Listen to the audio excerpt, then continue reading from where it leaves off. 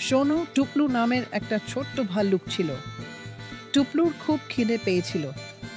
টুকলু হাঁটতে হাঁটতে দেখল একটা গাছের ডালে বড় একটা মৌচাক ঝুলছে। ওরে বাবা, কি মিষ্টি মধু!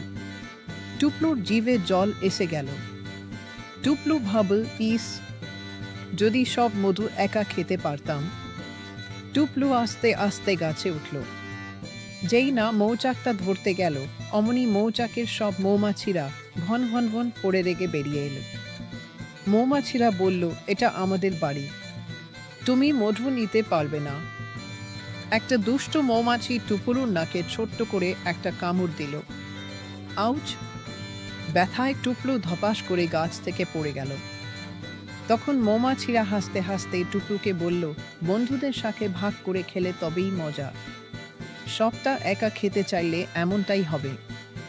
টুকলু মাথা নেড়ে বলল, ঠিক বলেছ, আর কখনো একা খাব না। সরি। তারপর মৌমাছিরা টুকলুকে অল্প একটু মধু দিল। টুকলু খুশি হয়ে মধু খেল আর বন্ধুদের সাথে ভাগ করে খাওয়ার প্রতিজ্ঞা করল।